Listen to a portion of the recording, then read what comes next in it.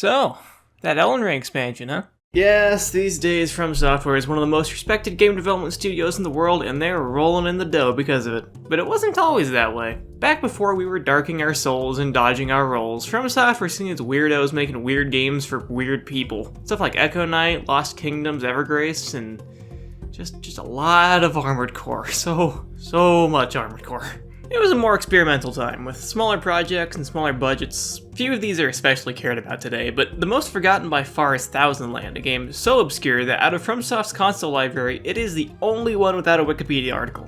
Why is that? Well, for one, it only released in Japan. That's not necessarily a deal breaker though. Shadow Tower Abyss did too, and people remember that. It's just... well...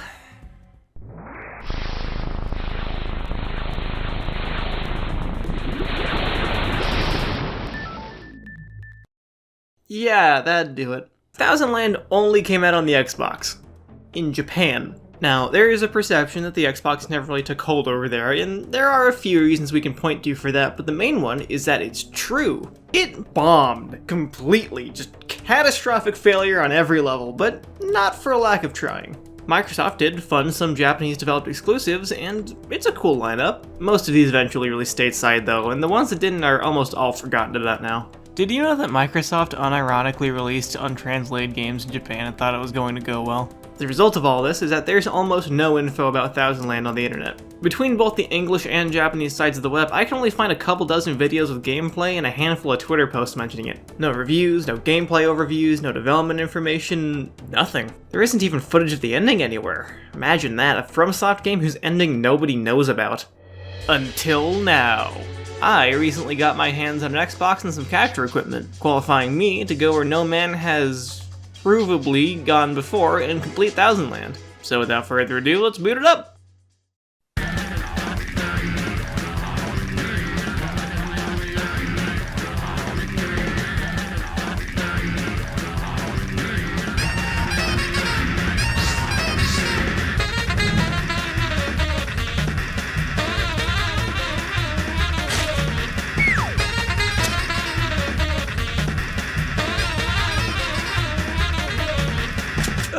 Okay, this might take some explaining. Thousand Land is a real-time strategy game about building up a fortress called a slate and waging war against other competitors called slaters. It has a big emphasis on base building, and the combat is unusually hands-off for this kind of game. It's a simple premise, but there's a surprising amount to it. While I would normally discuss the game as a whole, I'm going to walk through my experience playing Thousand Land storytime style and just hit talking points as we go along, partially because it'll be easier, and partially because you're almost never going to play this yourself. I mean, you can only play it on the original Xbox. As of right now, emulation doesn't work, so unless you want to go track down the real hardware, you're stuck with me. Anyway, let's start a new game.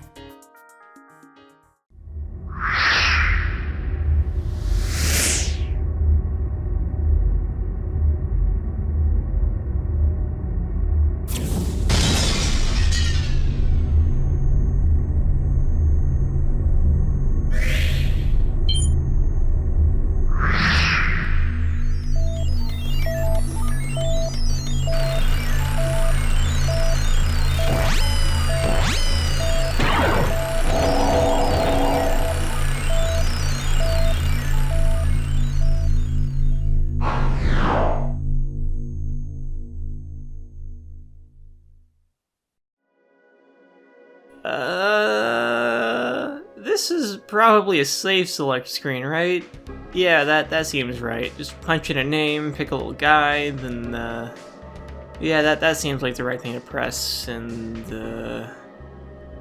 okay, now might be a good time to mention that I don't know Japanese. But we're in luck. Thanks to some fine folks at romhacking.net, there's a complete English translation of the game. I would think they'd have beaten it, but the README says they didn't entirely test the translation, so who can say? A little bit of patching and we're good to go. So now that I can tell what's happening, let's take it from the top.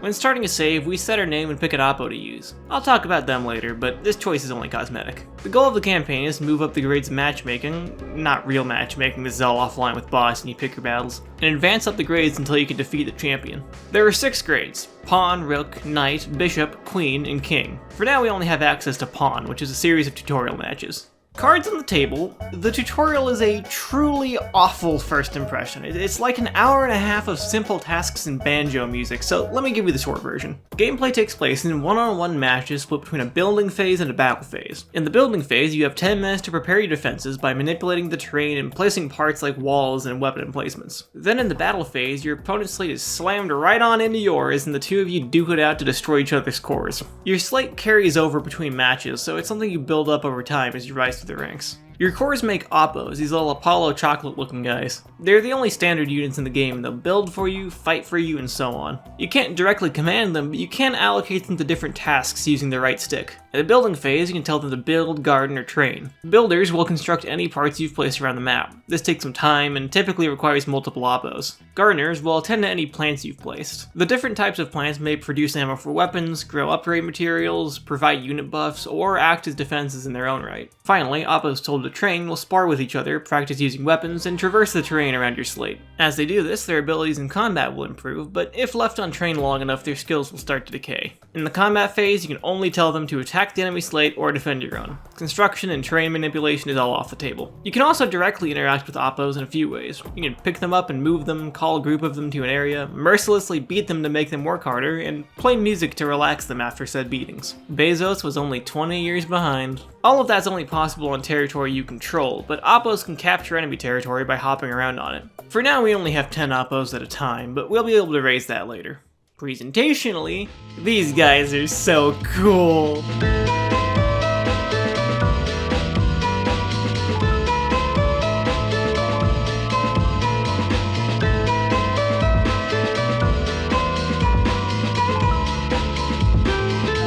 Okay, maybe cool isn't the right word, but I love these little fellas. I mean, look at them. They're great.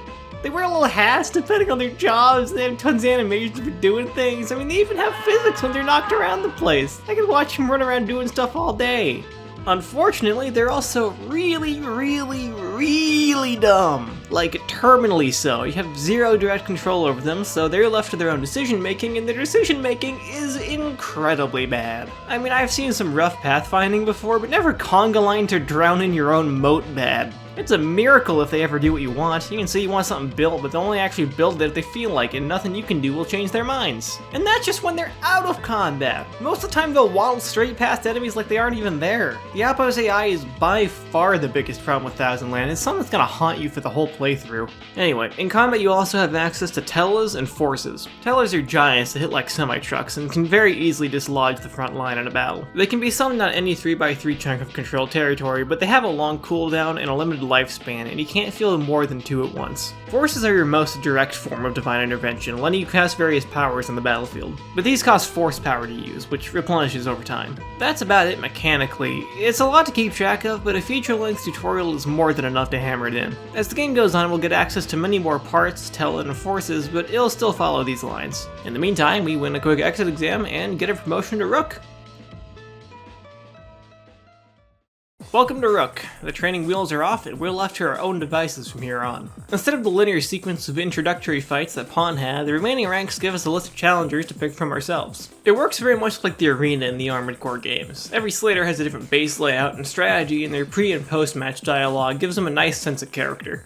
Ask me! All I want is money! Try to win! Lose if you can! At last, the final form is complete. It terrifies even myself. I'm having people hurt me to improve my endurance. Can someone please beat the crap out of me? My Oppo is the #1, numero uno. Gonna start disappearing if the Oppo gets in my way. There's even some recurring characters and groups mixed in there, and the other Slaters will sometimes invite you to matches while you're browsing the list. It doesn't make too much difference mechanically, but it makes the whole in-universe community they have going here feel pretty lively. For winning matches, we get rewarded with currency in the form of... Actually, they never say what this is called, but we can spend it in the newly opened shop. Here, we can buy new parts, tellas, and powers to use in matches. We can also upgrade our pieces with elemental affinities if we have enough resources harvested during matches, but I never really needed to do that. You also can, and usually should, bet on matches to dramatically increase their payout. So in general, things are starting to get fun. The game settles into a nice loop of picking fights and improving your slate, and I was able to use my winnings to pick up a second core, raising my Oppo limit to 20. Combat isn't as mechanically engaging as in most RTS because I can't really do that much, but it's fun watching my boy storm the beaches. The enemy slates have a good variety of layouts, so matches feel pretty distinct from each other, even if they aren't really using teles yet. I also caught on to the fact that the attack command works in exactly the same way on enemy units, so if my guys aren't dealing with Oppos in my base, I can just come down and beat them to death myself. I'm in favor of more games letting me do this. But the problems are starting to pile up. Waiting for Oppo to train gets pretty dull, and it clearly isn't doing much for them because they still refuse to man any weapons or recapture lost territory most of the time. At first it's tolerable, but in the back half of Rook, enemies start upping their defenses and using telos, and at that point the morale system rears its ugly head. During combat, there's this morale bar in the corner. Unlike most RTS with similar systems, this represents the morale of your forces as a whole. It goes down when losing troops, parts, or telos, and the further it drops, the slower your units will spawn. It should go without saying, but all this really does is cause every match to snowball as soon as any headway is made. If the bar gets low enough, you've essentially already lost, because it's virtually impossible to make a comeback with only a fraction of your units. It's a very ill-conceived system and makes consequences for your Oppos not doing what you want them to much more severe. Point is, I was getting rolled. Up to this point, I had been playing my base layout by ear, and needless to say, it wasn't working out, so I decided it was time for an overhaul. Making huge changes to your base is quite a pain in Thousand Land. You can't store your place parts, only relocate them or permanently destroy them, so rearranging feels like moving out of a dorm room as you shuffle everything into whichever corner is changing the least at the moment. You can also only make limited terrain adjustments at a time. Any changes cost terrain points, which partially replenish between each match. The terrain manipulation tools are awfully clumsy, but you can wrangle them into doing what you want if you're persistent enough. You can also spend a bunch of points to permanently expand your slate. Antares here says it's a bad idea, but he has a 38% win rate, I'm sure he's full of it. After enough work, my magnum opus is complete. Behold, the high wall of Lothric, an impregnable fortress that none may ever breach. Let them stare in awe as my forces pour upon their lands in a ceaseless torrent. Go forth, my army, burn their works to the ground and leave them with nothing but ash.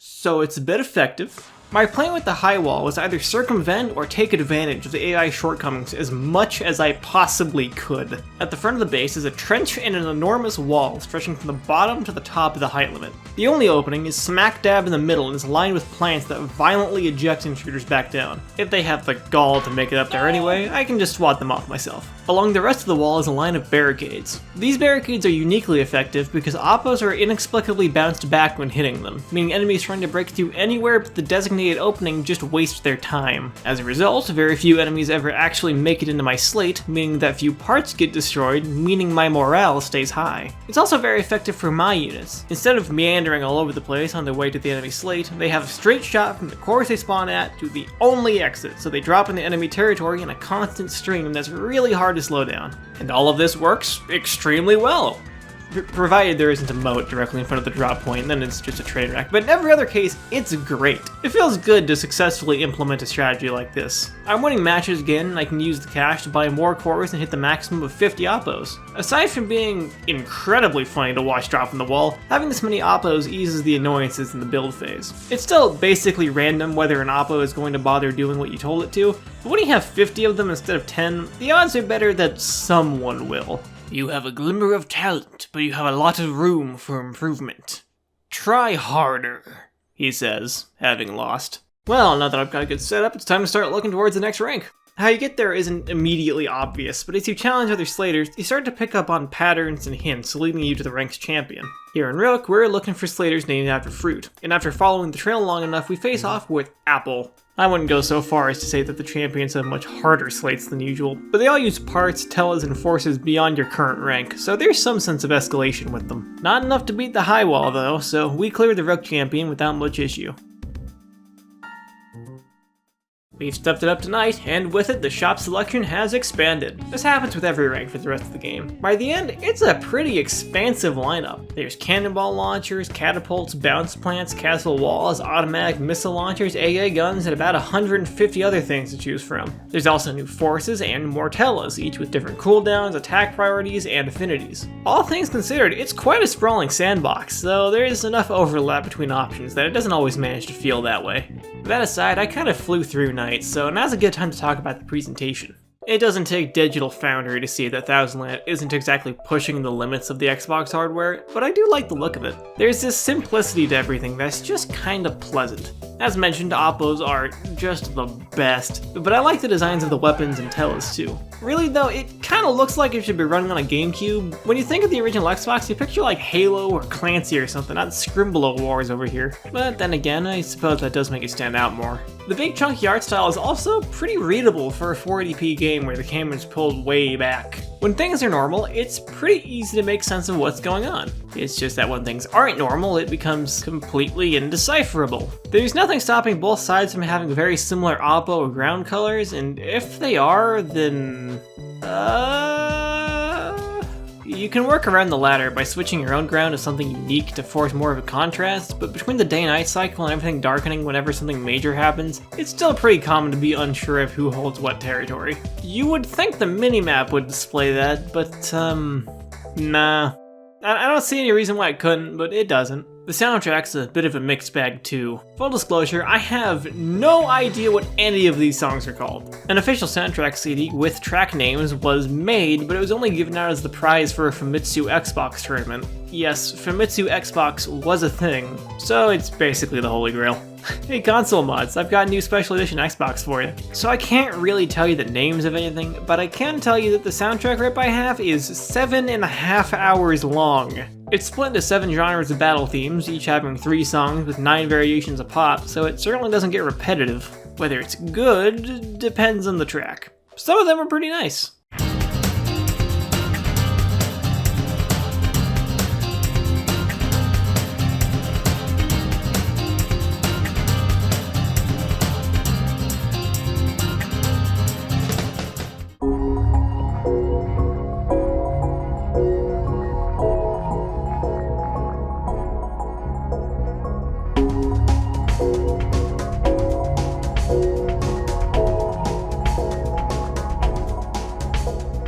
But some of them are... Well, this game had 4 composers, and we don't know which one made which track, but I can take a pretty good guess which one was by the Evergrace composer.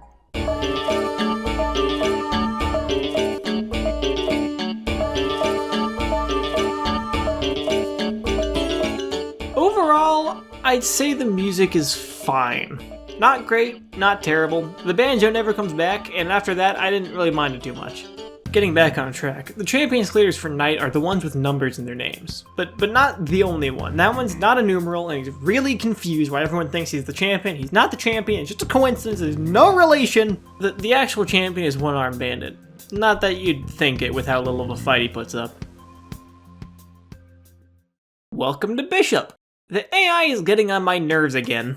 The other Slaters have stepped up their game enough to put up a fight against the High Wall of Lothric, which means the Oppos making bad decisions is starting to matter again. They aren't retaking land, they aren't staffing emplacements, and they aren't defending the parts of the base that actually need defending. It turns out that Antares was right, that serial loser. A bigger slate's a liability if you aren't using all of it. The more land you've got, the less likely it is that your defending Oppos will be anywhere important. But there's no going back now. It's a real problem, because if a rogue Oppo can claim that magical 3x3 chunk of land, you can expect a steady stream of enemy tellas to spawn on your base until someone takes the hint and recaptures it.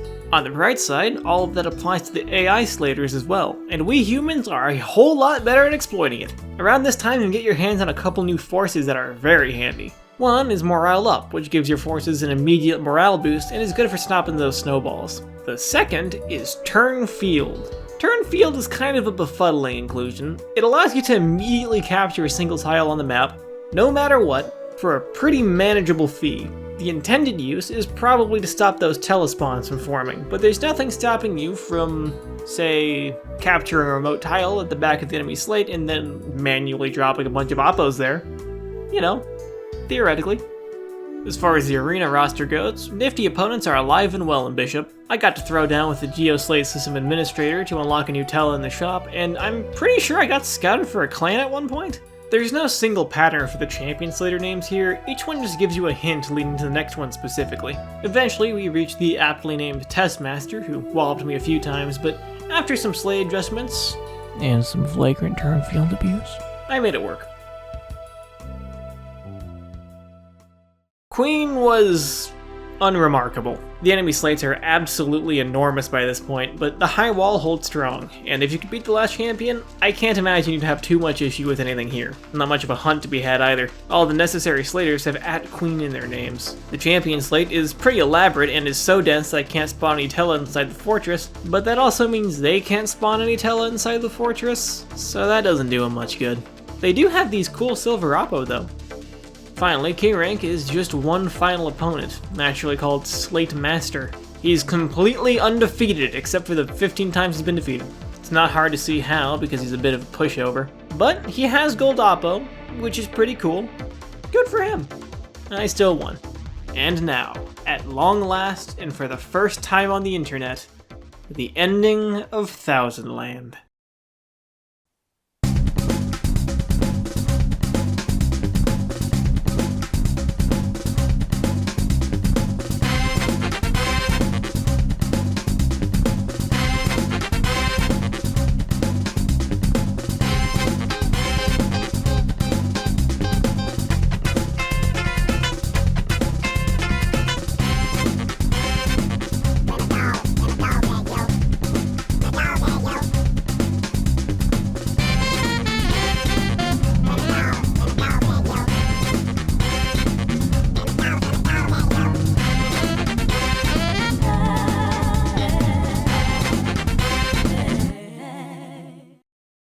You know, in hindsight, I don't really know what I expected. Having finished Thousand Land, I'm not sure if I loved or hated it. The fortress building and strategy was fun, and it's super charming, but the limited unit control never stopped being a pain, and I was kind of dragging myself through it by the end. I mean, my playthrough was 18 hours long, and the issues really started to wear thin by that point.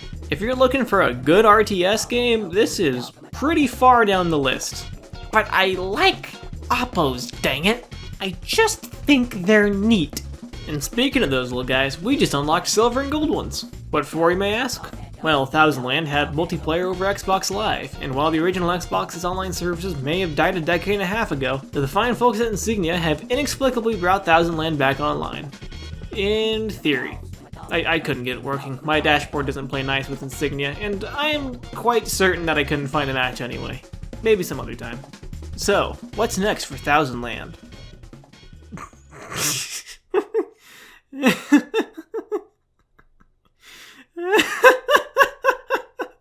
Yeah, as if! There's apparently a die-hard community of Thousand Land holdouts on Japanese Twitter keeping the candle lit for a sequel or port, but yeah, good luck with that. FromSoft hasn't mentioned Thousand Land by name in like 20 years.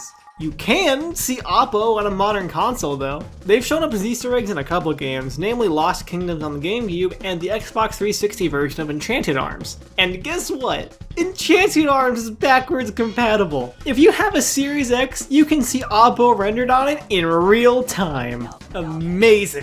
You know, come to think of it, were there any big names in the credits? The director was Tomohiro Shibuya, known for directing Dark Souls 2 until he didn't, and later directing some EDF games. Planning director was... Wait, what? Yui Tanimura, the eventual director of Dark Souls 2 and co-director of Dark Souls 3 and Elden Ring! This was his first directorial role! It was relevant after all! Well, if I don't see any Oppo in Shadow of the Erdtree, I guess I'm gonna have to write. I'm a DS2 sim, Tanimura, do me proud! In the meantime, I'm gonna go brag about being the foremost scholar on a FromSoft game and not elaborate on which one. Enjoy Shadow of the Erdtree, everyone, and praise the Oppo!